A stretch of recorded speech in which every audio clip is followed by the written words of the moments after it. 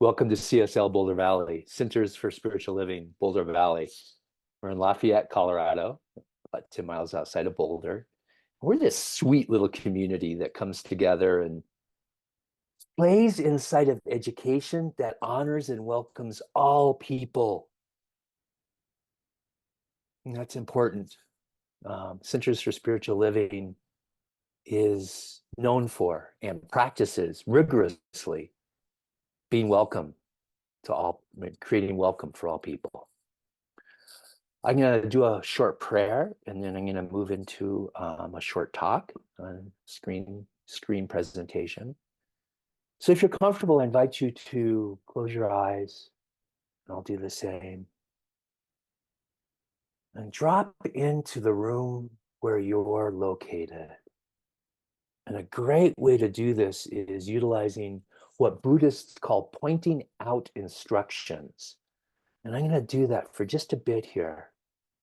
And one of the ways this works is I invite you to notice the temperature in the room and to breathe. It's not about fixing anything or anything being wrong. It's literally about noticing or observing the temperature in the room. And keep breathing. What's the humidity like in the room? Did someone recently take a shower and the humidity's bumped up a little bit? Or does the humidity feel dry? Notice the humidity in the room.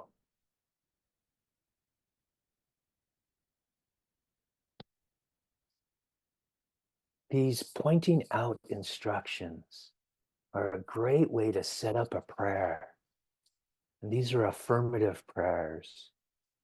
This isn't the prayer to the white guy with the beard on the cloud.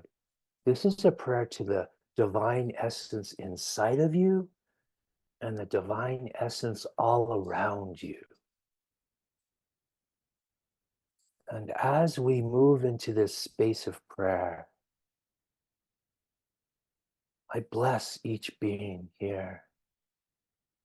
And I bless this thing called CSL Boulder Valley. I'm grateful that we come together and play and dance the dance of oneness and notice areas in our life where we can up the ante, where we can embrace consciousness. This embracing consciousness in areas of our life that might be challenging is transformational. When we gently invite density, low consciousness off to the side, and we breathe into a higher energy, a more beautiful energy, it's transformational for our life. Our quality of life skyrockets. It's one of the main foundations of CSL Boulder Valley, is doing the work, noticing minute to minute, hour to hour, where we can bump up the consciousness. And each being on this call is a master. Each being on this call has been practicing this for a long time. And if you're watching this recording and you're new to this, take a breath. Even if you're brand new to noticing low or dense energy and inviting it off to the side and breathing into a higher consciousness, even if you're brand new at that, you can still do it. The very first time that you're introduced to this, transformation takes place.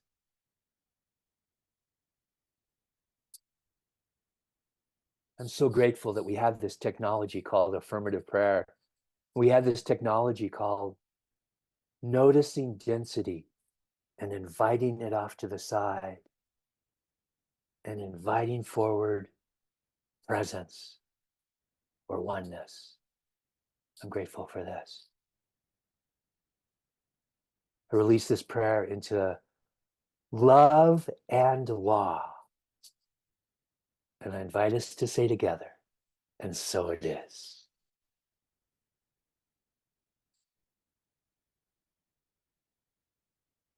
So welcome, Sandy. I gave everyone else a warning, a heads up, and I'll give you the same one. I'm going to ask you at the end of the screenshot, the screen presentation, the screen share, to reflect on your life and see where you can use the tools I'm introducing in this short talk in your life. Does anyone have comments or thoughts or questions before I go into the screen share? Okay, here we go.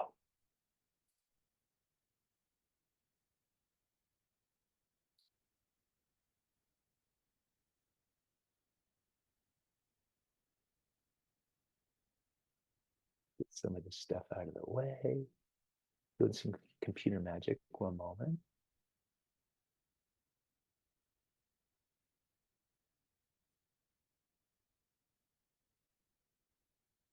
It's giving me some resistance. One moment. Okay, here we go.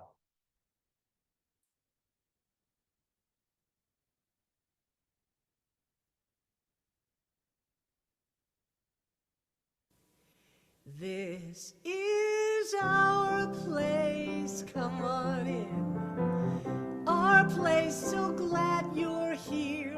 Our place, everybody's welcome. We see God on every face.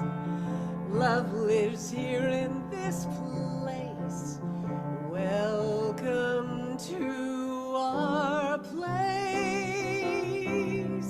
our sweet place.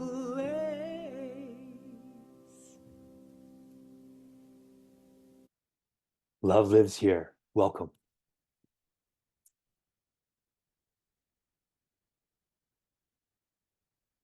So this talk is called 4 Stages of Consciousness and the Map of Consciousness.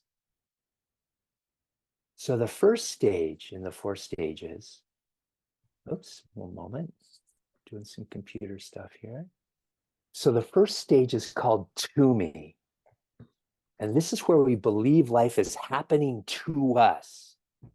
We believe we have no control over our lives or its course, so we see ourselves as a victim of our circumstances, which only can change if an external factor, something outside of us, another person or situation, allows it to change.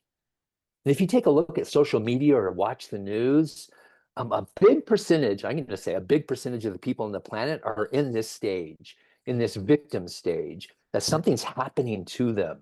Like there's very little, let's say it this way, there's very little awareness of the power that's inside of them. And their entire life is predicated about stuff happening to them. So another chunk of context here, when I ask you to look at your life and see if there might be areas where this technology that I'm going to share with you can be utilized, we have many different domains or areas in our life, and we have different consciousness levels at those different areas. Sometimes our family, the family we were born into, our relationship with those people, it can be strife filled, or it can be beautiful as well. And that's what I'm going to be asking you to look at, is all these different domains in our life where we might have challenges, whether it's personal relationships, the person you live with, or maybe it's your health, maybe it's your mental health. We have all these different areas or domains in our life. Stage 2 is the by me consciousness. This is when we begin to take our power back. As we realize that we no longer need to be a victim of our life, we can positively affect our reality and our circumstances. There's this huge transformational shift when we have an area in our life where we're being a victim and we up the ante. We bring transformation into that area. And then all of a sudden, we realize that we're the cause, we're the source, we're the power place. This is a huge transformational leap. And actually, there's a transformational leap between all 4 of these stages. Stage 3 is through me consciousness. This stage can emerge not only from a place of complete trust, but also when something's not going well in our life. And we've tried everything in our spiritual toolbox to change things. Then suddenly, in complete despair, we just stop. We let go. We surrender. We allow consciousness to flow through us. And in that moment of surrender, the solution is revealed or the transformation manifests. This third stage, this through me stage, doesn't have to happen when, our life is super challenging, or, we have a really hard physical manifestation that comes about, a health issue or whatever. But quite often those really, really challenging areas in our life are when this through me stage happens. It can happen when you're taking a walk in the mountains as well, though. It can happen when you're having an amazing conversation with someone and they mirror back something and your head kind of explodes and you say, whoa, I've never heard that point of view before. Excuse me. Stage 4 is the as me consciousness. When we reach this stage, we not only develop an intellectual understanding that we're all connected, but we become oneness. We actually feel or know that connection. We have deep compassion for all living things, and we can see without judgment or attachment to people, things, or outcomes. This is true freedom, true inner peace. Our founder, Ernest Holmes, referred to this stage time and time again, probably hundreds of times through his life. In his talks that he gave, the books he wrote, this was kind of, I'm going to speak for him here, but this was kind of his end game. It's like, oh, as we do the work, as we move from stage 1 to 2 to 3, and that infinite potentiality, that infinite possibility starts flowing through us, the as me consciousness happens.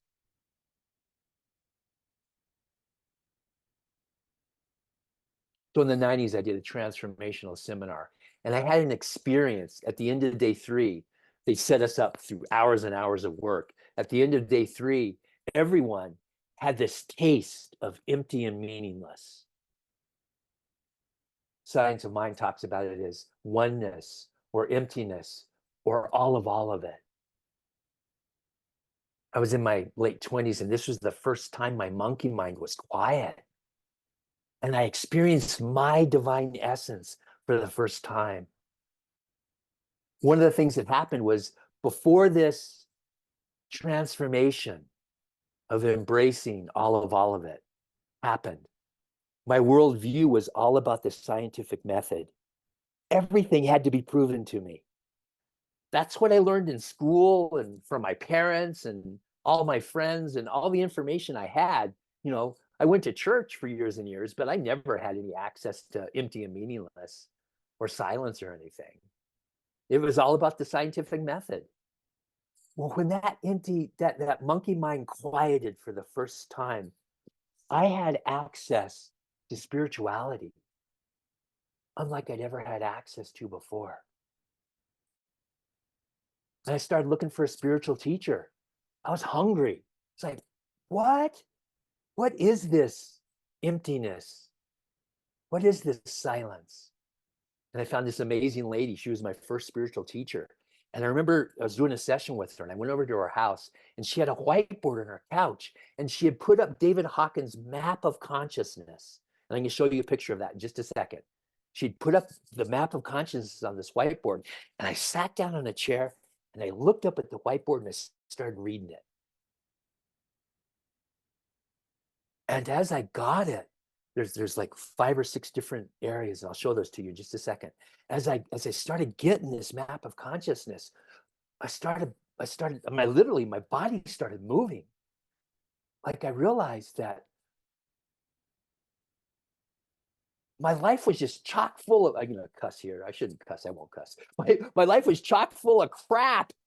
The way I related to everything was just like full of judgment. And I made myself wrong. I made myself wrong constantly. Like every time I turned around, there was a voice in my head that was making myself wrong. And as I'm reading this map of consciousness and I start looking at my life, she starts having this really gentle conversation with me. And part of the conversation she had, I'm going to move down to the next screen. Here's the map of consciousness. I'm going to see if I can move. There we go. As she started sharing about this map of consciousness, the main kicker she shared was like at this first red line right here. It's called the tipping point. And what it's at the level, actually, let me introduce this to you before I got ahead of myself. So there's all these different levels. The name of the level, there's words in it. It goes from shame and guilt and apathy at the bottom up to joy and peace and enlightenment at the top. And the next one's called an energetic log or a numerical scale. And it goes from 20 or 30 at the bottom up to 700 or 1,000 at the top. One of the kickers about this is that this is an exponential or a logarithmic scale. Every time you go from 20 to 30, and I can't explain it really succinctly, but every time you jump up to the next level, it's like a massively transformational shift. It's exponential. The next one is a predominant emotional state, and it goes from humiliation, blame, and despair at the bottom up to serenity, bliss, and ineffable at the top. The next is view of life. The bottom is miserable, evil, or hopeless, and the top is complete, perfect, and is.